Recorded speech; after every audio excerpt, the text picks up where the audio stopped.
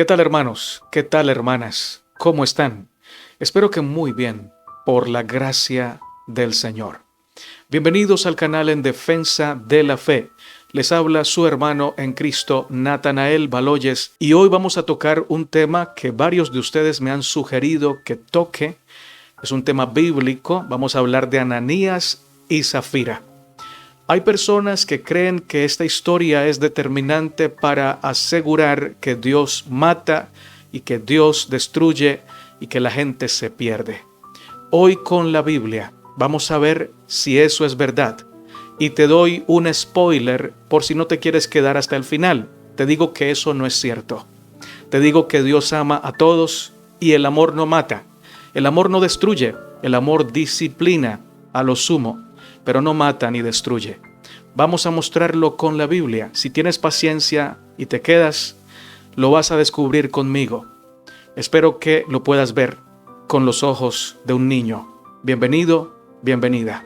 Hechos capítulo 5, versos 5 hasta el 11, dice: Pero cierto hombre llamado Ananías, con Zafira su mujer, vendió una heredad y sustrajo del precio, sabiéndolo también su mujer, y trayendo solo una parte, la puso a los pies de los apóstoles.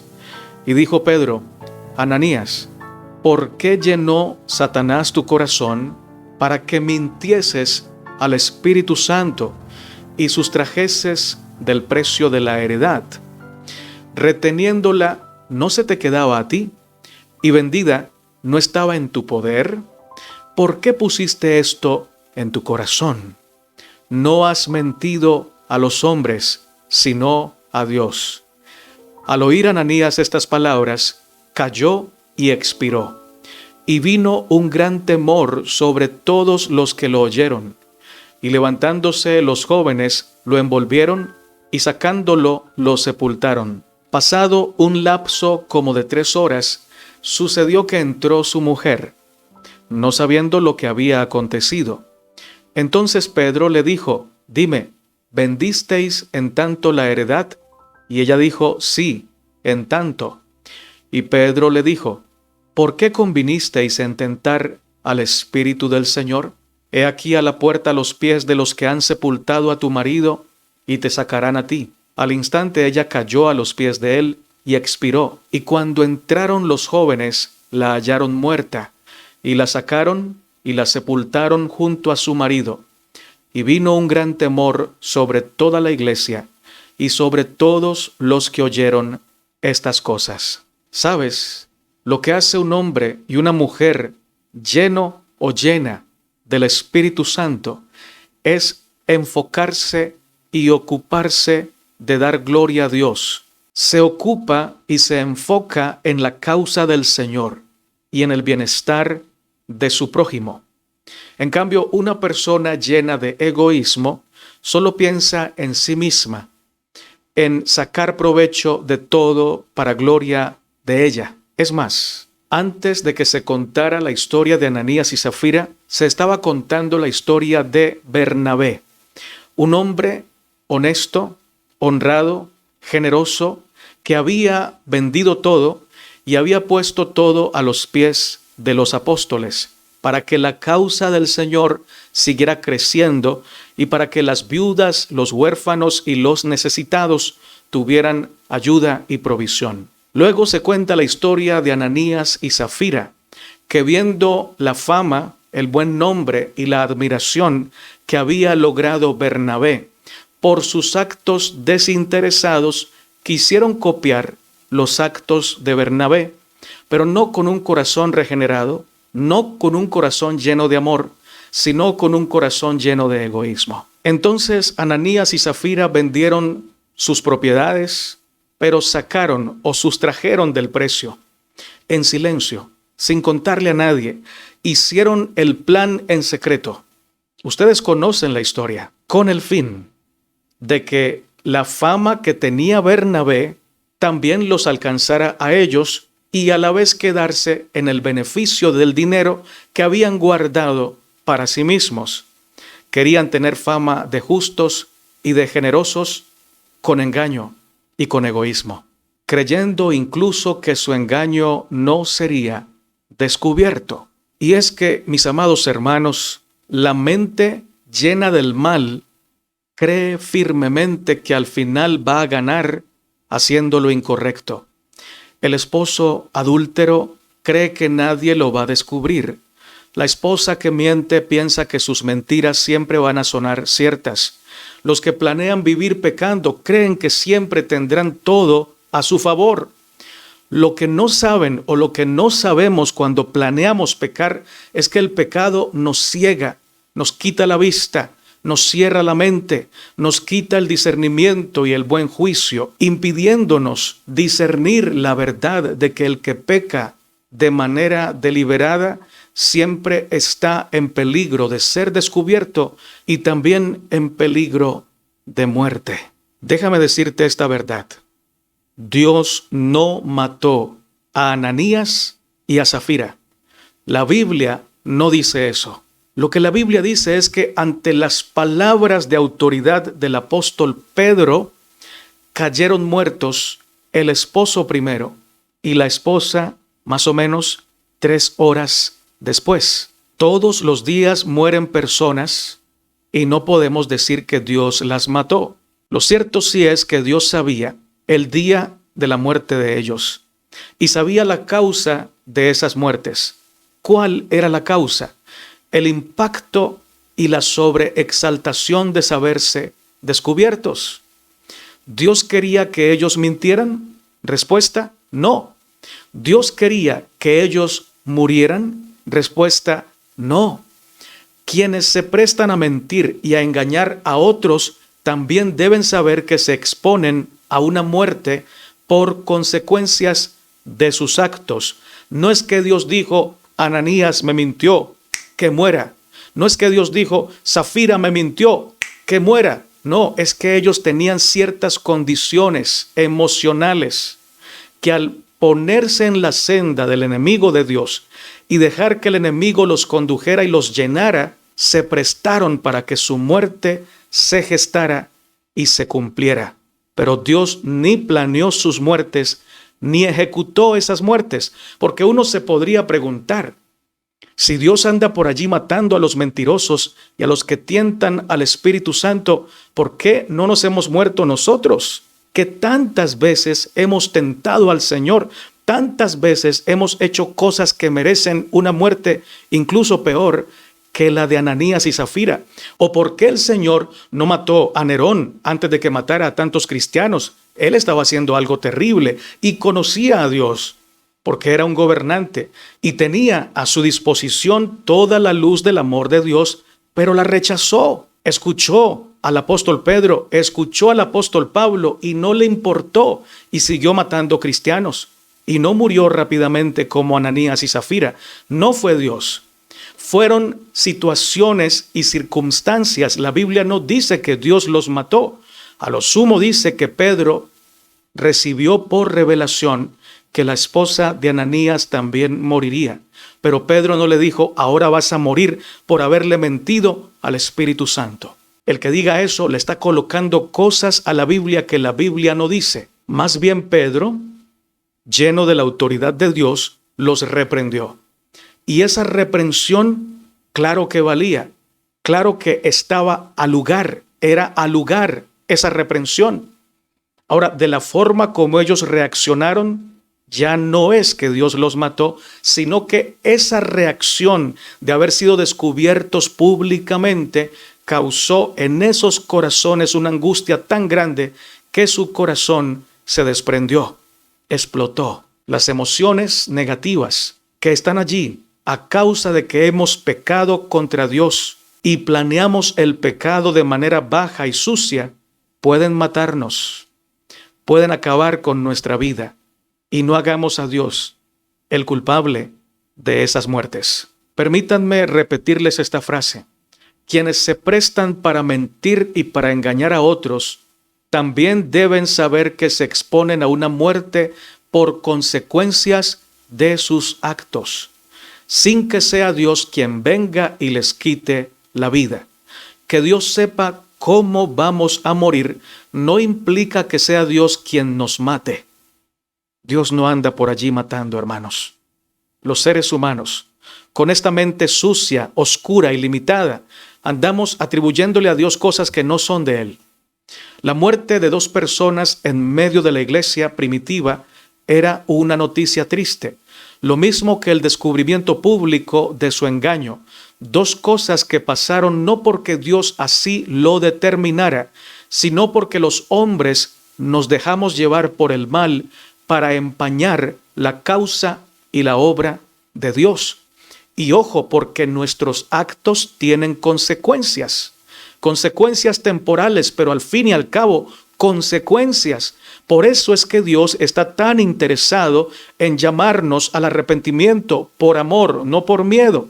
Dios no resalta las consecuencias negativas, Dios resalta la razón fundamental para que nuestro arrepentimiento se cumpla. Y la razón fundamental para que haya verdadero arrepentimiento, verdadero cambio de mentalidad, verdadero cambio de naturaleza, es conocer el amor de Dios. Conocer que Dios me ama me lleva al arrepentimiento, me lleva al cambio de mentalidad. Pero conocer la doctrina de que Dios mata, que Dios destruye y que va a quemar con fuego al que no se arrepienta, lleva a muchos a arrepentirse mal, a arrepentirse con cargas, a arrepentirse con terror. Señor, aquí estoy, por favor, no me vayas a quemar. Eso no es arrepentimiento, eso es actuar como esclavo. Y Dios no es un amo cruel, Dios es un padre. Dios es Dios, pero a Él le gusta presentarse como Padre. ¿Y por qué yo sé que a Él le gusta presentarse como Padre? Porque a Cristo le encantaba, mientras estuvo en la tierra, revelarnos a Dios como Padre. Y es que en la antigüedad, incluso en el presente, los dioses eran considerados con miedo y había que adorarlos para aplacar su ira. Pero a un padre no hay que adorarlo para que nos ame. Un padre nos ama incluso desde antes que naciéramos. El padre bueno y la madre buena aman a su hijo o a su hija desde antes de conocerlo. Cuando está allí en el vientre, cuando es bien pequeñito como un frijolito, ya lo aman, ya tienen incluso todo preparado para recibirlo. Así quiere Dios que lo veamos, como alguien que nos amaba desde antes que viniéramos a la existencia y que ya tiene todo listo, todo preparado para que vivas con Él eternamente y nadie ni nada lo podrá impedir. Dios da la vida, pero tú y yo elegimos cómo vamos a vivir la vida. Y de la forma como usemos nuestra vida va a depender cómo termine nuestra historia en esta tierra. Pero nuestros actos no son los que determinan nuestro destino eterno. Determinan cómo vivimos aquí y cómo terminaremos aquí. Pero quien determina nuestro destino eterno es el Padre, es Dios. Es Dios quien decide finalmente a dónde vamos a pasar la eternidad. Porque si no, nosotros de alguna manera fuéramos dioses eligiendo la eternidad para cada uno de nosotros. Y nosotros en cuanto a eternidad nada tenemos que hacer porque ni la comprendemos ni tenemos jurisdicción en la eternidad. Por tanto, no podemos tomar decisiones de eternidad. Quien toma decisiones de eternidad es el Padre Celestial. Y sabes algo, hermano y hermana, la religión, por estar contaminada por la carne o por la naturaleza humana pecaminosa nuestra, ve tortura donde Dios ve amor, ve tormento y dolor eterno donde Dios con su fuego ve purificación. Y les cuesta aceptar que el fuego es purificador y dicen no puede ser porque si no es el purgatorio. Prefieren que sea un fuego asesino y destructor que sea purificador.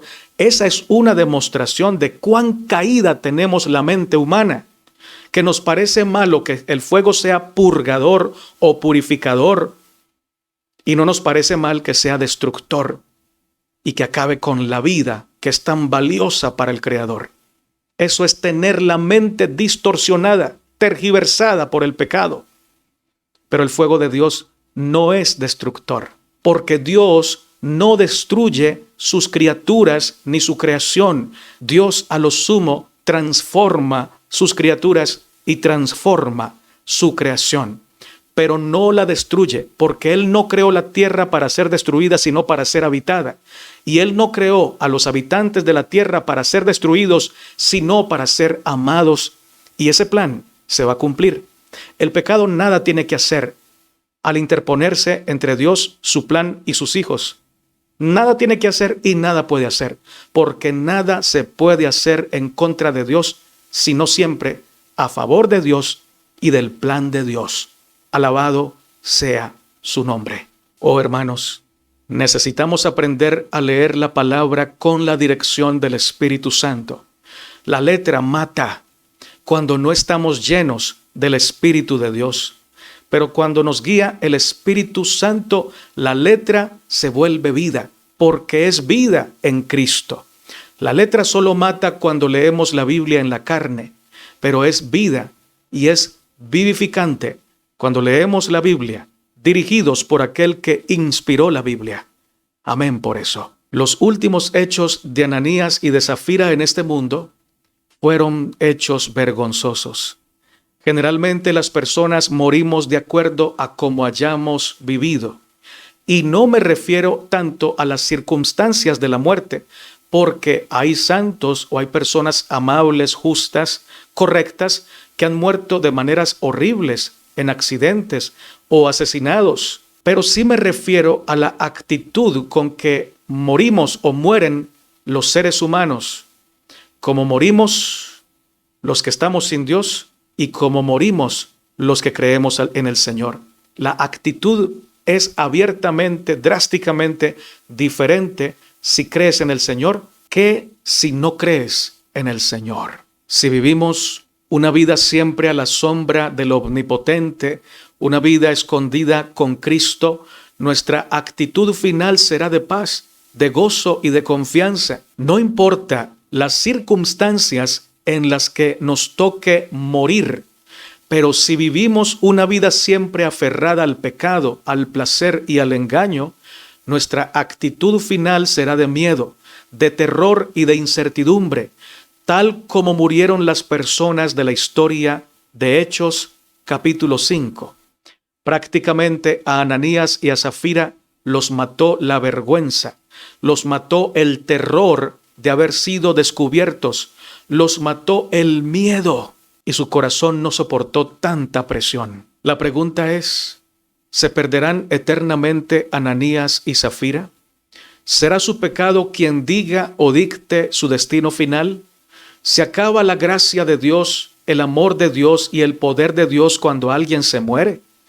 Yo respondo con un categórico no. La Biblia en ningún lugar afirma que una vez que morimos no hay más oportunidad.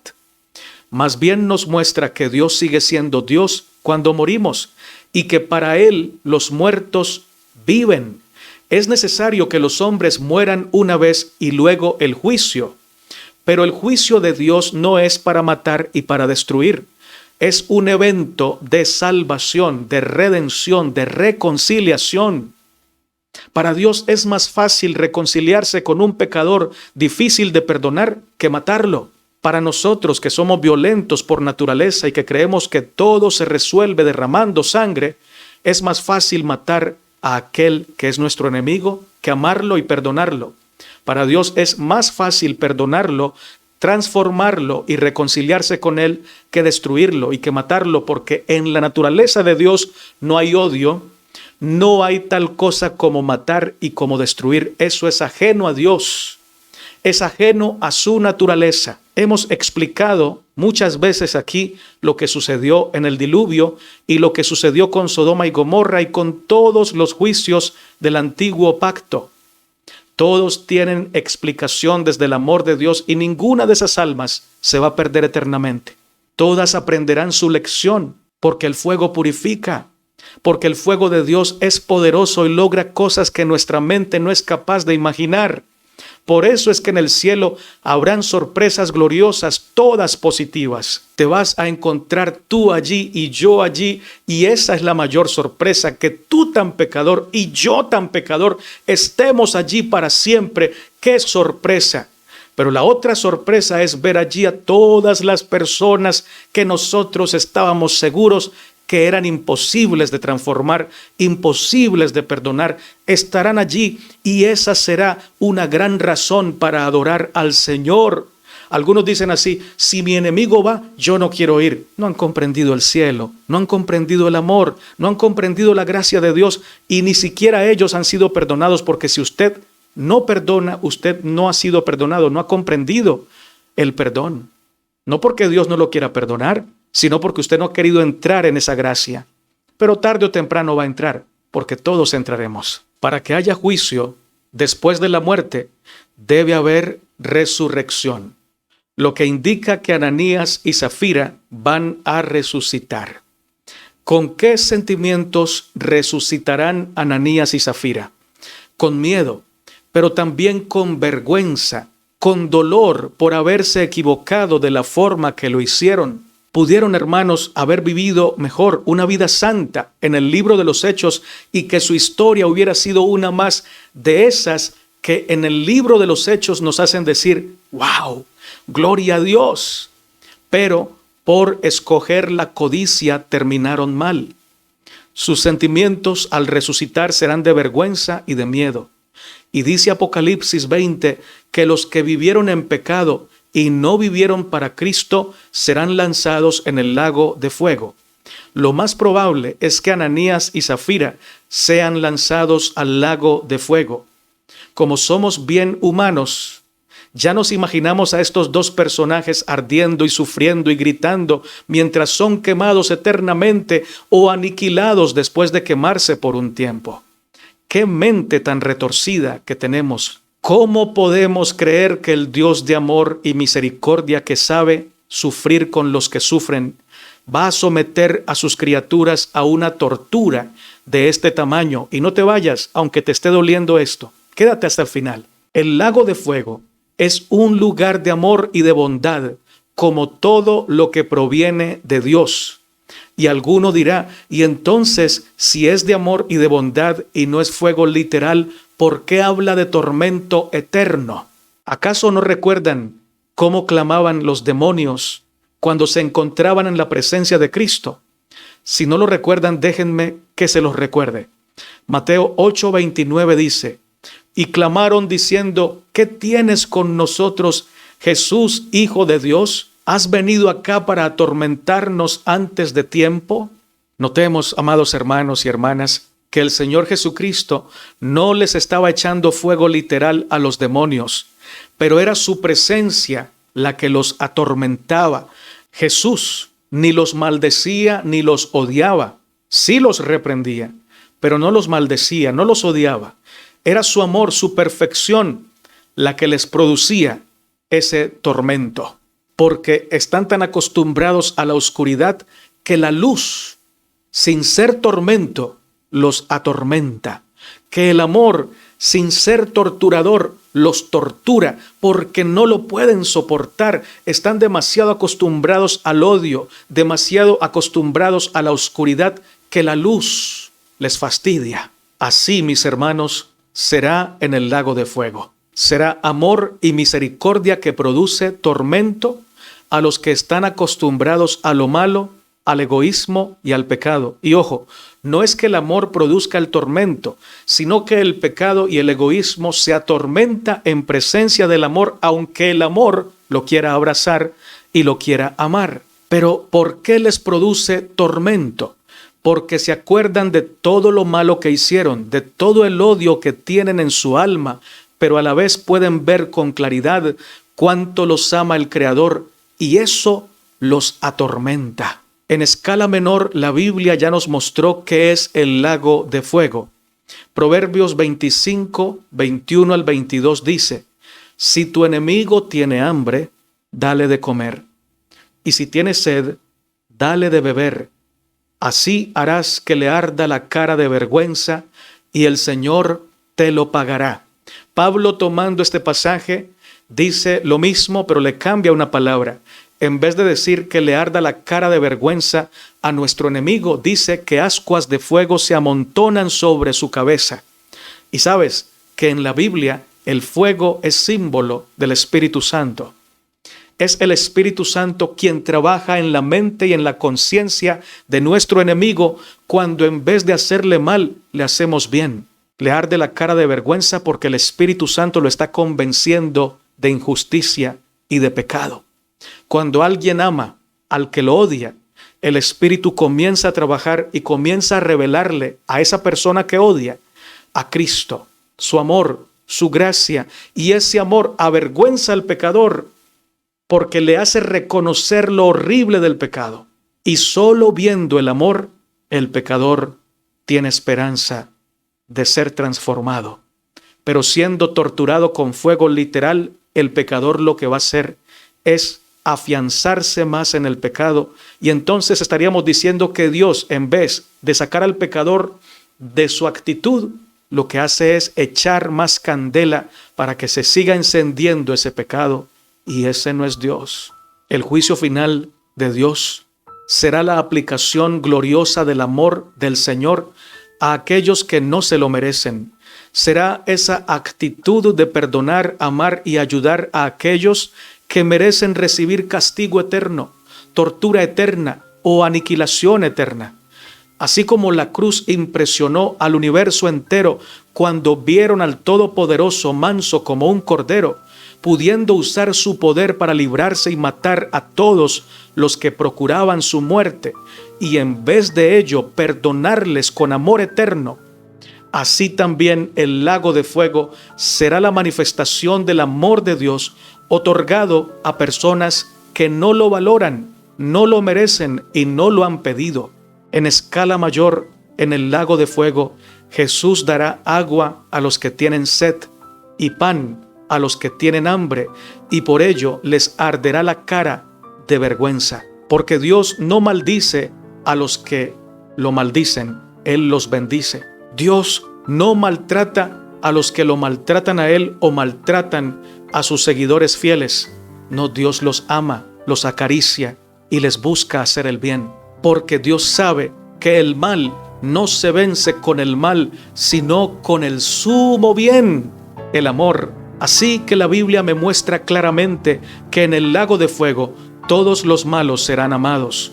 Yo veo en la Biblia que donde los hombres ven muerte y tortura o tormento por fuego literal, Dios ve amor y restauración y reconciliación. Aleluya. Amén.